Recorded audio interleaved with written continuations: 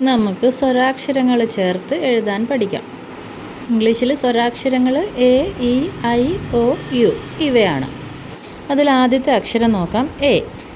A എന്ന് പറയുമ്പോൾ A ഉച്ചരിക്കുന്നത് ആ, ആ, എ എന്ന 3 ശബ്ദം പറയാൻ വേണ്ടിയിട്ട് എ ഉപയോഗിക്കും. മറ്റക്ഷരങ്ങളോട് ചേർത്ത്. ഇനി നമുക്ക് എ എന്ന അക്ഷരം നമ്മളെ മലയാളത്തിലെ എ എന്ന ശബ്ദത്തിൽ ഉപയോഗിക്കുന്ന വാക്ക് പരിചയപ്പെടാം. ഇപ്പോൾ നമ്മൾ മലയാളം എഴുതുമ്പോൾ എനിക്ക് എന്ന് എഴുതണമെങ്കിൽ ഇപ്പോൾ നമ്മൾ എ എന്ന ശബ്ദം എടുക്കുമ്പം എ എഴുതി. നീ എഴുതാൻ എഴുതി ആക്കിയിട്ടാൽ നീ എന്ന് വായിക്കാൻ നമ്മൾ പഠിച്ചു. അതുപോലെ കെ എന്ന ശബ്ദത്തിന് ക്യു എന്ന ഉച്ചാരണമാണ് ഉള്ളതെന്ന് പറഞ്ഞാൽ അപ്പോൾ അത് 3 കൂടെ ചേരുമ്പോൾ എനിക്ക്. അപ്പോൾ ഇംഗ്ലീഷിലൊരു വാക്കാണ് എഗോ. എഗോ എഗോ എന്ന് പറഞ്ഞാൽ മുൻപ് എന്നാണ് അർത്ഥം. എഗോ എന്നാണ് വായിക്കുന്നത്. അപ്പം അവിടെ എ എന്ന ശബ്ദം വന്നു, അതുകൊണ്ട് എ ഉപയോഗിച്ചു. അങ്ങനെ എഗോ, എബൌട്ട് ഇങ്ങനെ വാക്കുകളുണ്ട്. അടുത്ത വാക്ക് എബൌട്ട്. എബൌട്ട് എന്ന് പറഞ്ഞപ്പം എ കൊണ്ട് തുടങ്ങി. അപ്പോൾ അവിടെ എ എന്ന ഉച്ചാരണത്തിന് എ എന്ന അക്ഷരം ഉപയോഗിക്കുന്നു. അപ്പോൾ എബൌട്ട് എന്ന വാക്കിൻ്റെ അർത്ഥം പറ്റി അല്ലെങ്കിൽ കുറിച്ച് എന്നൊക്കെ പറയാനാണ്. അപ്പോൾ ഇതിൻ്റെ കൂടെ തന്നെ ഈ വാക്കുകളും കൂടി നിങ്ങൾ പഠിച്ചു പോവുക. അടുത്തത് ആം. ആം എന്ന് പറയാൻ വേണ്ടി എ ഉപയോഗിച്ചപ്പം ആ എന്ന ശബ്ദം വന്നു. അപ്പോൾ ആ എന്ന ശബ്ദം കൊടുക്കാൻ വേണ്ടിയിട്ട് എ ഉപയോഗിക്കും. ഉദാഹരണം കണ്ടോ, ആം. ആം എന്ന് പറഞ്ഞാൽ ആകുന്നു എന്നർത്ഥം. അപ്പോൾ നമുക്ക് ആന എന്നൊന്ന് എഴുതി നോക്കാം. നമ്മൾ മലയാളത്തിൽ ചില സമയം പറയുമ്പോൾ ആന എന്ന് എഴുതുമ്പോഴത്തേന് 2 ആ എന്ന് പറയുമ്പോൾ 2 എ ചേർത്ത് എഴുതാറുണ്ട്. അതേസമയം ഇംഗ്ലീഷ് വാക്കുകൾ പറയുമ്പോൾ അങ്ങനെ എഴുതാറില്ല, ആ എന്ന് നീട്ടി പറയും. ഇവിടെ എഴുതിയിരിക്കുന്ന 2 ഇംഗ്ലീഷ് വാക്കുകൾ നോക്കിയാൽ ആർ, AR, ആറെന്ന് പറഞ്ഞാൽ ആകുന്നു. ആറൊന്നും കടുപ്പിച്ച് പറയത്തില്ല, നമ്മൾ തുടക്കക്കാർക്ക് വേണ്ടി പറയുന്നതുകൊണ്ടാണ് എടുത്ത് പറയുന്നത്. AR ആകുന്നു എന്നാണ് അർത്ഥം. അടുത്ത് നോക്ക്, ആപ്പിൾ. APPL ആ എന്ന ശബ്ദമാണ് അവിടെ വരുന്നത്. അപ്പം ആ ഇത്രയും ശബ്ദങ്ങൾക്ക് എ എന്ന അക്ഷരം ഉപയോഗിക്കും. അപ്പോൾ ഈ 2 വാക്കുകൾ നോക്കിയേ, ബേബി, ബാറ്റ്. അപ്പോൾ BABY ബേബി. ആ വാക്കിൽ ബി കഴിഞ്ഞ് എ ചേർത്തപ്പോൾ ബായ്ക്ക് ബേ എ എന്ന ശബ്ദം കിട്ടി, ബേബി. ബാറ്റ് എന്ന് എഴുതിയപ്പം ആ എന്ന ശബ്ദമാണ് ബാ, ഉണ്ടോ? അപ്പോൾ അതാണ് ഇതിലെ വ്യത്യാസം. എ എഴുതുമ്പം ആ എ ഇത്രയും ശബ്ദങ്ങൾ എക്ക് മറ്റക്ഷരങ്ങളോട് ചേരുമ്പം കൊടുക്കാൻ പറ്റും. അടുത്തത് നോക്ക്, അനു, മനു അങ്ങനെയൊക്കെ എഴുതുമ്പോൾ ആ വന്നാണ്ട് എമ്മിൻ്റെ കൂടെ എയും കൂടെ ചേർത്തപ്പോൾ മാ എന്ന ശബ്ദം കിട്ടി. അത് നമ്മൾ പഠിച്ചതാണ്. അപ്പോൾ ഇത് ഇത്രയും മനസ്സിലായല്ലോ. ഇനി നമുക്ക് രണ്ടാമത്തെ വവൽ ശബ്ദമായ ഇ ഏതിനൊക്കെ ഉപയോഗിക്കുന്നു? ഇ എന്ന് പറയുന്നത് എ എന്ന ശബ്ദം കൊടുക്കാനാണ് സാധാരണ ഉപയോഗിക്കുന്നത്. അക്ഷരങ്ങളോട് ഇ ചേർക്കുമ്പോൾ എ. ഇപ്പോൾ ഉദാഹരണം നോക്കൂ, ബെഡ്. ബിയുടെ കൂടെ ഇ ചേർത്തപ്പോൾ ബേ എന്ന ശബ്ദമായി. ബ് എന്ന ശബ്ദത്തിനോട് ഇയും കൂടെ ചേർത്തപ്പോൾ ബെഡ്. സ് എന്ന ശബ്ദത്തിനോട് ഇയും കൂടെ ചേർത്തപ്പോൾ സേ എന്നായി, സെറ്റ്.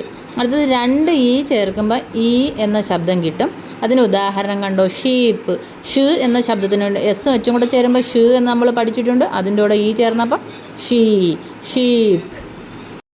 ഐ എന്ന സ്വരം ഇ എന്ന ശബ്ദവും ഐ എന്ന ശബ്ദവും കൊടുക്കും. അപ്പം കെയുടെ കൂടെ ഐ ചേർത്തപ്പം കൈ, കെയുടെ കൂടെ ഐ ചേർത്താൽ തന്നെ കീ എന്നും വായിക്കും.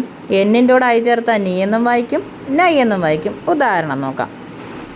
ഉദാഹരണം നോക്ക്, കൈറ്റ്, കെയുടെ കൂടെ ഐ വന്നപ്പം കൈറ്റ് വന്നു, KIT വന്നപ്പോൾ കിറ്റ് വന്നു. അതിനകത്തൊരു കോംപ്ലക്സ് റൂളുണ്ട്, അത് പിന്നെ പഠിക്കുക. അതായത് ഈ അവസാനം വരുമ്പോൾ അതിനെ സൈലൻറ്റ് ഇ എന്ന് പറയും. ആ ഇ വരുമ്പോൾ അല്ലെങ്കിൽ മാജിക് ഇ എന്ന് പറയും. ഇത് വരുമ്പോൾ മുമ്പിലുള്ള വവലിന് ശബ്ദ വ്യത്യാസം കൊടുക്കും, കൈ എന്നായി മാറും. അത് നമ്മളിപ്പം പഠിക്കേണ്ട, അത് പിന്നെ കൂടുതൽ പഠിച്ചു വരുമ്പോൾ പഠിക്കുക. ഇപ്പോൾ ഇത് മാത്രം ഉച്ചാരണം എങ്ങനെയെന്ന് അല്ലെങ്കിൽ എഴുതുന്നത് എങ്ങനെയെന്ന്, കെയുടെ കൂടെ അല്ലെങ്കിൽ വേറൊരു അക്ഷരത്തിൻ്റെ കൂടെ ഐ വരുമ്പം ഐ എന്ന ശബ്ദവും ഇ എന്ന ശബ്ദവും ആ അക്ഷരത്തിന് കൊടുക്കും. അത് മാത്രം അറിഞ്ഞിരിക്കുക. നിങ്ങൾ വേറെ അക്ഷരങ്ങളോടുകൂടി ഐ ചേർത്ത് ഉച്ചരിച്ച് പഠിക്കണം. പുതിയ അക്ഷരങ്ങളോട് ഐ ചേർത്ത് കൈറ്റ്, കിറ്റ്, അങ്ങനെ NIT അല്ലെങ്കിൽ MIT അങ്ങനെ ഓരോന്ന് എഴുതി നമ്മൾ ചുമ്മാ മലയാളം വാക്കുകൾ എഴുതി പഠിച്ചാൽ മതി. അടുത്തത് O എന്ന അക്ഷരം ഓ ഈ 2 ശബ്ദവും കൊടുക്കും. അതുപോലെ 2 O എഴുതിയാൽ ഊ എന്ന ശബ്ദവും കിട്ടും. ഉദാഹരണം നോക്കാം. POT pot. പിയുടെ കൂടെ ഓ വന്നപ്പോൾ പോ എന്ന ശബ്ദം കിട്ടി. പിയുടെ കൂടെ 2 O ചേർത്തപ്പം പൂൾ, കൂൾ അങ്ങനെ. അപ്പം ഓ വരുമ്പോൾ ഓ എന്ന ശബ്ദവും വരും. 2 O ചേർന്ന് വരുമ്പോൾ ഊ എന്ന ശബ്ദവും വരും. യു എന്ന വവലും ഉണ്ട്.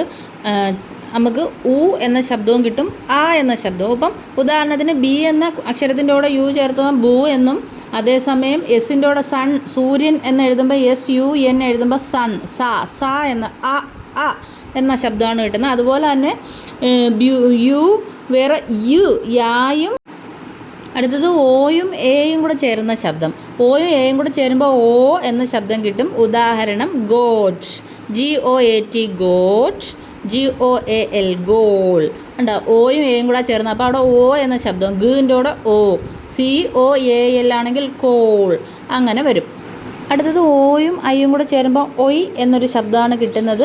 ഉദാഹരണം നോക്ക്, കോയിൻ, COIN കോയിൻ. എഴുതിയിരിക്കുന്ന വെച്ച് നീട്ടിയാണ്, എന്നാലും കോയിൻ. ഓ ഐയും ചേരുമ്പോൾ ഓയ് എന്നൊരു ശബ്ദം അല്ലെങ്കിൽ ഒയ് എന്ന ഉച്ചാരണത്തിന് ഉപയോഗിക്കും. അടുത്തത് എയും ഐയും കൂടെ ചേരുമ്പം എയ് അല്ലെങ്കിൽ ഐ എന്ന ശബ്ദം കൊടുക്കും ഒരക്ഷരത്തിന്. ഇപ്പം എഗെയിൻ, ഗയുടെ ശേഷം ഗെയ്, എഗെയിൻ. കണ്ടോ? എഗെയിൻ. അടുത്തത് ഓയും യുവും കൂടെ ചേരുമ്പോൾ ഔ എന്നൊരു ശബ്ദം കിട്ടും, നൗൺ. ഉദാഹരണം എന്നിൻ്റെ കൂടെ ഓയും കൂടെ ചേർത്തപ്പോൾ നൗൺ. മനസ്സിലായല്ലോ? ഇത് ഇത്രയും നിങ്ങൾ മറ്റക്ഷരങ്ങളോടൊപ്പം ചേർത്ത് എഴുതി പഠിക്കാം.